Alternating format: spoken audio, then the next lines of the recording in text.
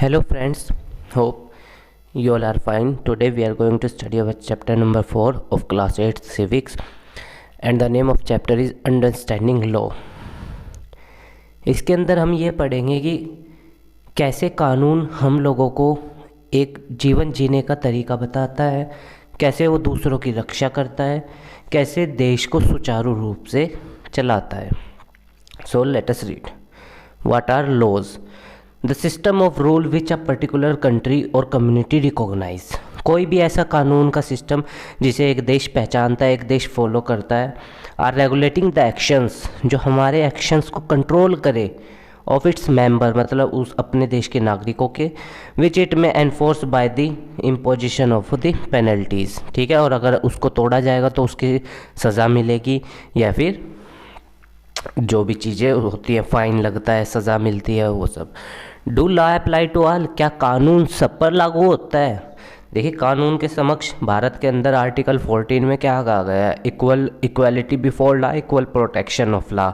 न्याय के समक्ष सब बराबर है और सबको न्याय का इक्वल संरक्षण है. सो let us read. As there should be no arbitrary exercise of power in independent India, therefore the member of constituent instituted several provision in the constitution that would establish rule of law. Article 14 की बात कर रहा है कि न्याय के समक्ष सब बराबर है और सबको न्याय का इक्वल संरक्षण है. All person in independent India are equal before law.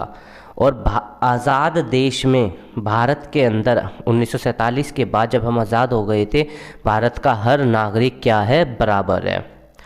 All laws apply equally to all citizens of the country and no one can be above law.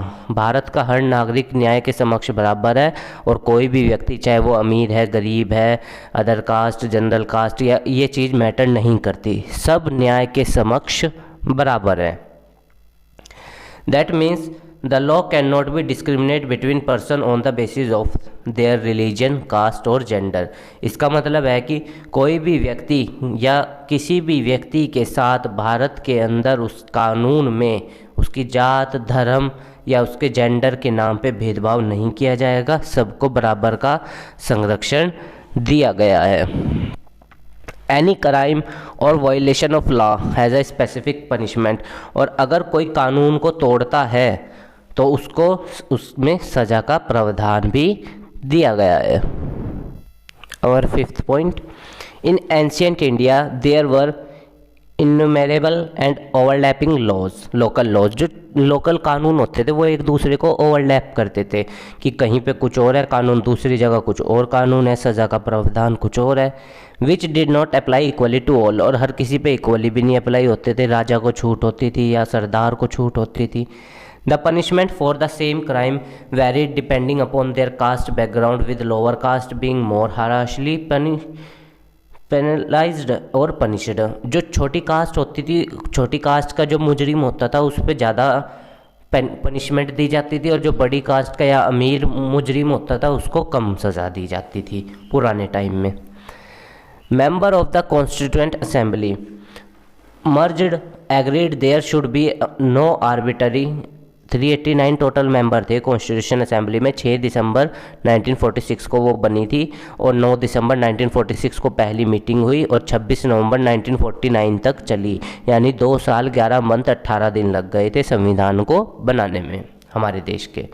There should be no arbitrary exercise of power in independent India to establish और law the institute several provision in the constitution. कोई भी व्यक्ति सारी powers को अपने हाथ में ना होल्ड कर ले, इसीलिए क्या किया गया है, भारत के संविधान में सारी चीज़ों के बारे में बता दिया गया है. The British colonist introduced the rule of law in India. Historians have disputed this claim. जो हिस्टोरियंस थे, ब्रिटिशर्स ने अपना रूल ऑफ लॉ लागू किया था, पर वो सही नहीं था. जैसे क्यों नहीं सही था? The colonial law are arbitrary. वो ब्रिटिशर्स को कुछ नहीं कहता था और इंडियंस के खिलाफ उसमें सज़ा के प्रावधान थे. The Indian nationalist played a prominent role in development of the legal sphere. और इंडियन जो भारत के इंडियन नेशनलिस्ट से, मतलब जो राष्ट्रवादी लोग थे, उन्होंने इसमें बहुत इंपॉर्टेंट रोल प्ले किया. इसको क्या नाम, इसके अंदर क्रिटिसाइज करने के लिए, जैसे बैरिस्टर कह सकते हैं आप, बाबा साहब थे, महात्मा गांधी थे, ठीक है ना. The British law of sedition act 1870, it is very important, set a perfect example of the arbitrariness. Under this act, a person protesting or criticizing the British government could be arrested without due trial. Sedition act 1870 में क्या था, अगर मान लो britisher जब यहाँ थे उस दौरान मैं कोई प्रोटेस्ट कर रहा हूँ या उनके खिलाफ बोल रहा हूँ तो मेरे को जेल में डाल दिया जाएगा बिना ट्रायल किए, कोर्ट में पेश किए। तो ये था सेडिटेशन एक्ट 1870 में।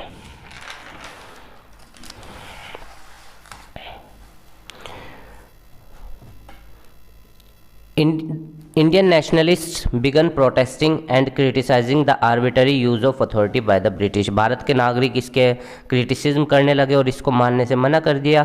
They began fighting for greater equality and wanted to change the idea of law from a set of rules that they were forced to obey. और वो इस चीज़ को बदलना चाहते थे और इन कानूनों को बदलना चाहते थे जिसके जो उन पे ज़बरदस्ती थोपे जा रहे थे। To law as including ideas of justice, और वो क्या कहते थे कि हमें तो एक ऐसा न्याय चाहिए जो क्या हो, सबके समक्ष सबको बराबर का हक देता हो। By the end of the 19th century, the Indian legal profession began emerging and demanded respected in colonial court using law to defend the legal rights of Indian. और जो भारत के बैरिस्टर्स पढ़े लिखे थे वो कोर्ट्स में डिमांड करने लगे, क्योंकि वकील तो वो थे ही, तो कोर्ट में डिमांड करने लगे कि इन्हें भी स्वतंत्रता दो, इन्हें बराबर का हक दो। ये सब चीज़ें हो रही थी। इंडियन जज began to play a greater role in decision, और इंडियन जो भारत के न्यायाधीश होते थे वो उन्होंने इसमें इंपॉर्टेंट रोल प्ले किया इस चीज़ को बढ़ावा देने में। With the adoption of constitution laws for the country began to be made by the representatives, और कानून कौन बनाएगा संसद के अंदर, जो रिप्रेजेंटेटिव जनता के द्वारा चुने गए वही तो लोग विधायिका का हिस्सा होते हैं, पार्लियामेंट का हिस्सा होते हैं। तो वो यही कह रहा है फिर वो कानूनों को क्या होना होगा, सबको अपने ऊपर उनको क्या करना होगा, उन्हें मानना होगा, उन्हें अपने ऊपर लागू देने होना होगा। Every year representatives pass new law as well as revise the existing one. वो हर साल मतलब कि रिप्रेजेंटेटिव जो जनता के द्वारा चुने गए विधायिका के हिस्से होते हैं वो नए नए कानून बनाते हैं हर साल, या फिर पुराने कानूनों में संशोधन करते हैं। संशोधन की प्रक्रिया आर्टिकल 368 साउथ अफ्रीका के संविधान से ली गई है हमारे संविधान में। हिंदू सक्सेशन अमेंडमेंट एक्ट 2005, एक तो वो सेडिटेशन एक्ट जो अभी पीछे गया और एक ये दोनों आप याद रखिएगा, कॉम्पिटिशन्स में पूछता है। Hindu succession amendment act 2005, according to this law son daughter their mother can get equal share of family property. मतलब बेटे का, बेटी का और माँ का पूरा अधिकार है अगर किसी व्यक्ति के प्रॉपर्टी में।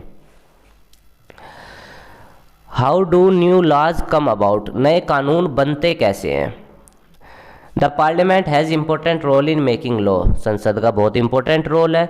N important role of parliament is to be sensitive to the problem faced by the people, और हमेशा उन चीज़ों पे कानून बनाए जाते हैं जो समस्या जनता झेल रही है। The issue of domestic violence act brought to the attention of the parliament and the process adopted for this issue to become law. और जो जैसे डोमेस्टिक वायलेंस, महिलाओं के साथ हिंसा हो जाती है कई बार घरों में, उन्हें सताया जाता है दहेज के लिए या ये सब चीज़ें, तो उस पर सुप्रीम कोर्ट, उस पर पार्लियामेंट ने कानून बनाया। The Protection of Women from Domestic Violence Act 2005 was implemented to protect women from being abused and injured by a male। ठीक है, वुमेन्स को प्रोटेक्ट करने के लिए ये कानून बनाया गया है ताकि उनके साथ घर में जहाँ पे वो रह रही हैं शादी के बाद उनके साथ शोषण ना हो। Unpopular and controversial law, sometime the parliament pass law that turn out to be very popular. कुछ कई बार तो क्या होता है, कोई कानून पास हुआ वो बहुत ज़्यादा पॉपुलर हो जाता है, सब उसे मान लेते हैं अच्छे से, जैसे आर्टिकल 370 को हटाना और 35A को हटाना। Sometime a law can be constitutionally valid, संविधानिक रूप से तो वो वैलिड होगा और लीगल भी होगा, but it continues to be unpopular, पर उसे लोग नहीं मानना चाहते या उसको एक्सेप्ट नहीं करते। जैसे अब ये जो इन दिनों चल रहा है दिसंबर महीने 2020 में, ये कानून फार्मर का बिल संसद से पास हुआ है, कॉन्स्टिट्यूशनल वैलिड है, पर लोग उसको एक्सेप्ट, किसान उसको, फार्मर उसको एक्सेप्ट नहीं करना चाहते, वो फार्मर्स के बीच में अनपॉपुलर बिल है। बिकॉज दे फील, क्योंकि उन्हें ऐसा लगता है the intention behind it unfair and harmful, क्योंकि उन्हें ऐसा लगता है कि इसके पीछे इंटेंशन क्या हो सकती है, उनको नुकसान पहुंचा सकती है लंबे समय में। People might criticise this law, hold public meeting, write about it in newspaper, report TV. लोगों को अधिकार है, फ्रीडम में आर्टिकल 19 देता है इस बात को, आज़ादी को, कि आप विरोध कर सकते हैं। किसान भी कर रहे हैं इस वक्त दिल्ली के अंदर। In a democracy citizen can express their unwillingness to accept representative from framed by the parliament.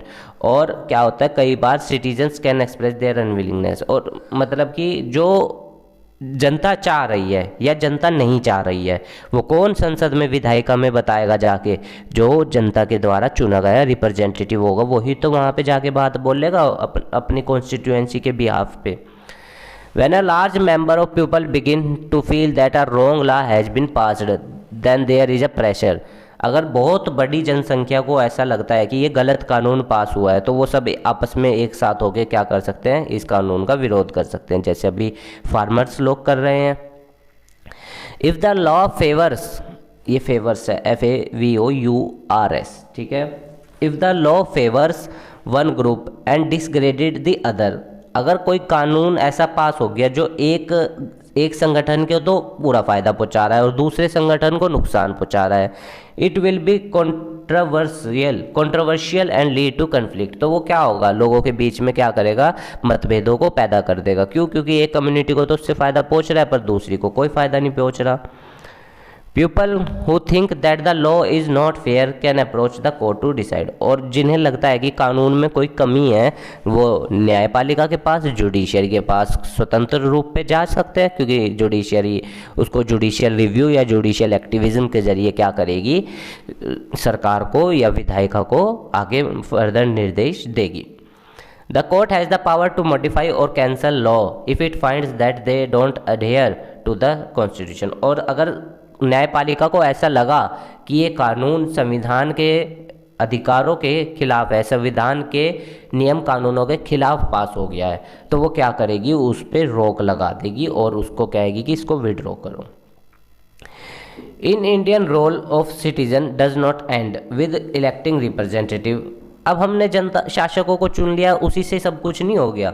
They also analyse the work done by the MPs, वो हम लोग क्या करते हैं, अपने MPs के वर्क को एनालाइज करते हैं। अगर वो गलत करते हैं तो हम उन्हें क्रिटिसाइज करने के लिए भी स्वतंत्र हैं, और अगर ज़रूरत पड़े, therefore it is stated that people in a democratic country have right to protect against the unjust law. तो लोकतांत्रिक व्यवस्था में लोगों के पास अधिकार है, उनकी रक्षा की जाती है। किससे? अगर कोई ऐसा कानून पास हो जाए जो जस्टिफिकेबल या जो गलत हो, जस्टिफिकेबल ना हो या फिर गलत हो।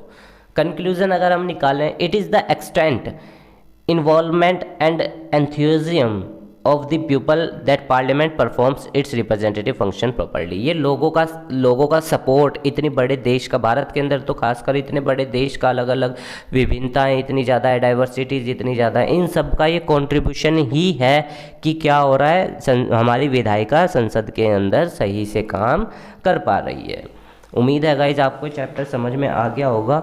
हमारे काम को सपोर्ट करने के लिए वीडियो को लाइक कीजिएगा, अपने दोस्तों के साथ शेयर कीजिएगा और हमारे चैनल को भी सब्सक्राइब कर दीजिएगा। और इस चैप्टर का आपको नोट्स डिस्क्रिप्शन में मिल जाएगा, और अगर आपकी कोई क्वेरी है तो आप हमें बताइएगा, हम उसका आंसर देने की पूरी कोशिश करेंगे, ठीक है। और अगर इसमें कोई स्पेलिंग या कुछ गलत हो गया है ऐसा, तो वो आप हमें उसको कमेंट बॉक्स में बताइएगा, हम उसको डिस्क्रिप्शन में कर देंगे स्पेसिफाई, ठीक है गाइज। धन्यवाद।